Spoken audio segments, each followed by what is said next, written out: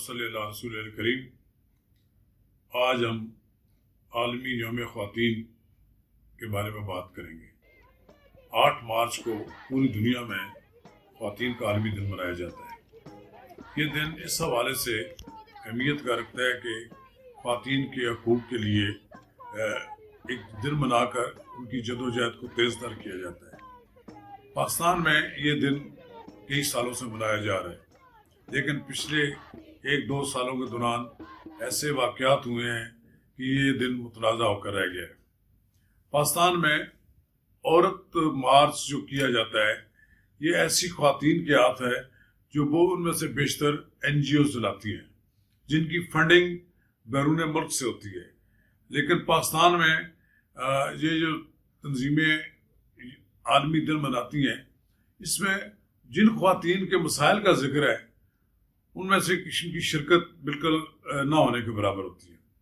لیکن پچھلے دنوں ایک ادیب اور ایک خاتون جو مختلف پروگراموں میں شرکت بھی کرتی رہتی ہیں، ان کے درمیان جو ایک تصادم ہوا، اس تصادم کے نتیجے میں جو ملک بھر میں ایک بحث چلی، اس حوالے سے اس سال عورت مارچ جو تھا اس کی بڑی اہمیت بڑھ گئی، اور یہ زیر بحث ہے کئی دنوں سے کہ عورت مارچ میں کن لوگوں نے حصہ لیا، کون لوگ حصہ لے رہے ہیں، وہاں کس طرح کے نعرے لگائے جا رہے ہیں۔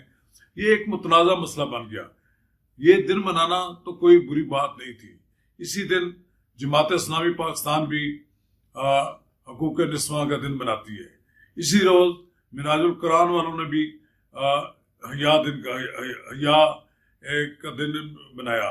اسی طرح دیگر دینی جماعتوں نے بھی حیا مارچ کیے۔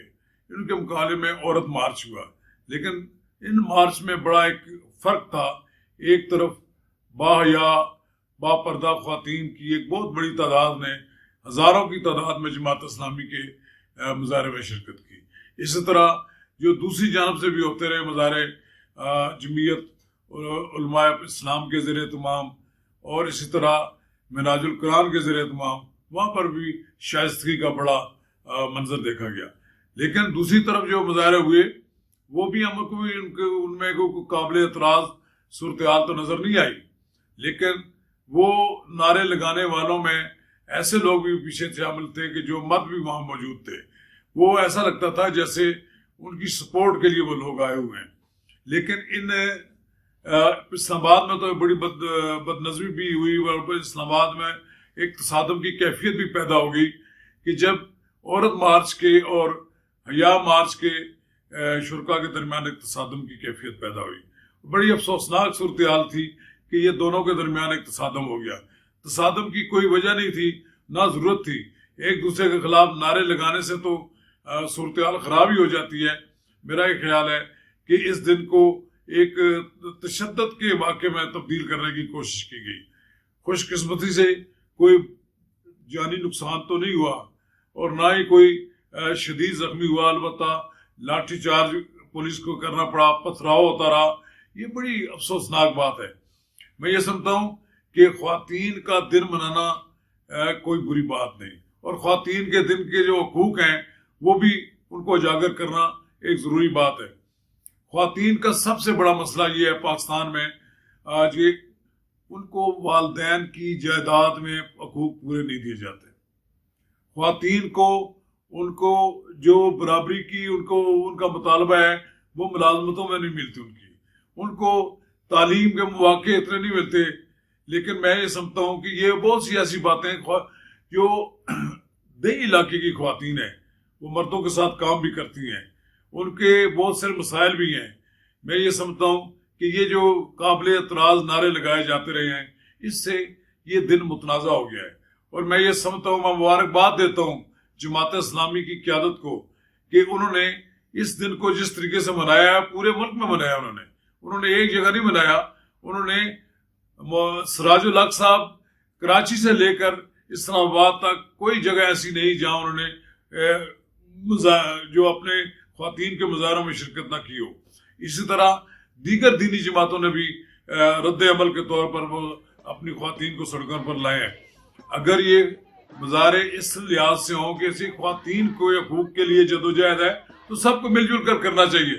لیکن اگر کوئی این جی اوز یہ سمجھے کہ یہ ان کا اپنا ایک ایجنڈا ہے اور اس ایجنڈے پہ ان کی اجارہ داری ہے اور وہ ویسٹ کے ایجنڈے کو پاکستان میں شامل کرنا چاہتے ہو تو یہ ممکن نہیں ہے. یہ انہیں معلوم ہونا چاہیے کہ یہ ان کے رد عمل میں اتنی خواتین باہر نکلی ہیں. آپ اس سے اندازہ لگا سکتے ہیں ہزاروں کی تعداد میں جماعت اسلامی کے مظاہرے میں خواتین کی شرکت ہوئی ہے. یہ ایک منظم، یہ دیگر جماعتوں کو بھی کرنا چاہیے تھا. پاکستان مسلم لیگ نون کی طرف سے تو کوئی مظاہرہ نہیں ہوا، نہ ہی ان کی طرف سے کوئی شو بھی ہوا، نہ ان کی خواتین باہر آئیں. یہ سب خواتین کو باہر نکلنا چاہیے تھا. ان خواتین کو نکلنا چاہیے تھا وہ جو چاہتی ہیں کہ یہاں حیا شرم کی حکمرانی ہو اور ان کو ہر طرف سے ان کو سپورٹ ملے کہ جو خواتین باپردہ ہیں، جو باپردہ رہ کر اپنے فرائض منصبی ادا کرنا چاہتی ہیں، جو خواتین چاہتی ہیں کہ ہمیں حقوق ملے، ان کے حقوق کی پاسداری کے لیے لوگوں کو باہر آنا چاہیے. لیکن میں سمجھتا ہوں کہ عورت مارچ کو ایک خاص رنگ دے کر منانے کی یہاں کوئی ضرورت نہیں ہے. پاکستان کے لوگ اس کو کسی صورت میں برداشت بھی نہیں کریں گے کہ یہاں پر اس طرح کے نعرے لگائے جائیں کہ جس سے کہ لوگوں میں اشتعال پیدا ہو. یہ مسلم معاشرہ ہے اور مسلم معاشرے میں سب کو اس کا احترام بھی کرنا چاہیے مسلم روایات کو. میں یہ سمجھتا ہوں کہ آنے والے دنوں میں یہ ایک لائے عمل بنانا پڑے گا. جس طرح کے پیمرا نے قابل اعتراض نعروں پر پابندی لگا دی ہے کہ ان کو ٹیلی کاسٹ نہ کیا جائے، یہ خوش آئند بات ہے. اسی طرح میں سمجھتا ہوں کہ تمام سیاسی جماعتوں کو بھی اپنی اپنی خواتین کے ونگ کو متحرک کرنا چاہیے اور وہ خواتین کے حقوق کے لیے ان کو باہر لانا چاہیے. لیکن حیا اور شرم کو پیش نظر رکھ کر یہ سب کچھ کیا جانا چاہیے. ایسا نہیں ہو سکتا کہ پاکستان میں مادر پدر آزادی دے دی جائے. ایسا بھی نہیں ہو سکتا کہ پاکستان میں جو جی چاہے جس کا وہ یہاں ایک ڈونگ رچائے.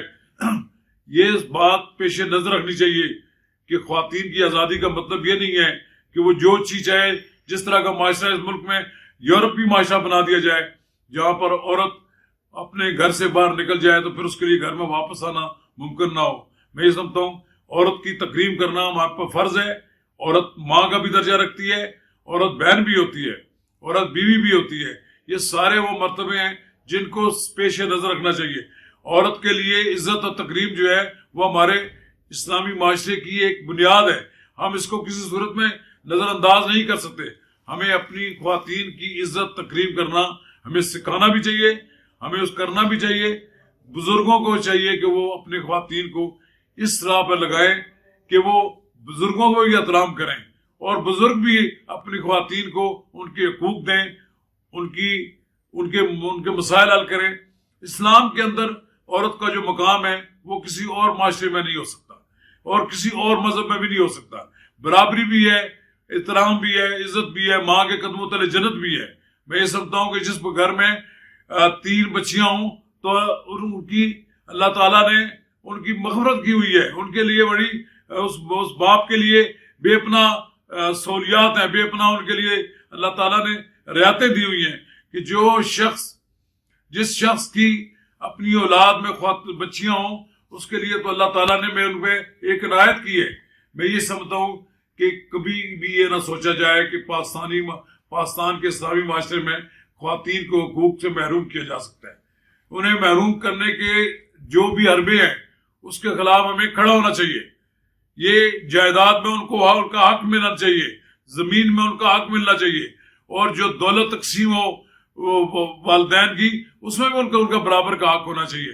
کسی صورت میں ان کو محروم ان کی جائیداد سے نہیں کرنا چاہیے. لیکن بہرحال کوئی اس ملک میں یہ سمجھتا ہے کہ مغربی معاشرہ یہاں قائم کر دیا جائے گا، مغرب کا ماحول یہاں قائم ہو جائے گا، تو یہ ممکن نہیں ہے. پاکستانی معاشرے کے اندر اس کا رد عمل ہوگا. یہ جو آپ نے دیکھا ہوگا آج پاکستان کی دینی جماعتوں کے جو خواتین سڑکوں پر آئی ہیں، یہ اس کا رد عمل ہے. وہ یہ بتانا چاہتی ہیں کہ یہاں پر اسلامی معاشرہ ہے، اسلام کے مطابق ہی کام ہوگا، اسلام سے متصادم کوئی بات پاکستان میں نہیں ہو سکتی. اس کا جو بھی پاکستان میں مادر پدر آزاد معاشرہ قائم کرنے کی کوشش کرے گا اس کو پاکستان کی خواتین کی طرف سے رد عمل کا سامنا کرنا پڑے گا. اور میں مبارکباد دیتا ہوں ایک بار پھر پاکستان کی ان تمام خواتین کو کہ جنہوں نے عورت مارچ کے مقابلے میں حیا مارچ اور حقوق نسواں مارچ کر کے اپنی قوت کو تسلیم کرایا. شکریہ.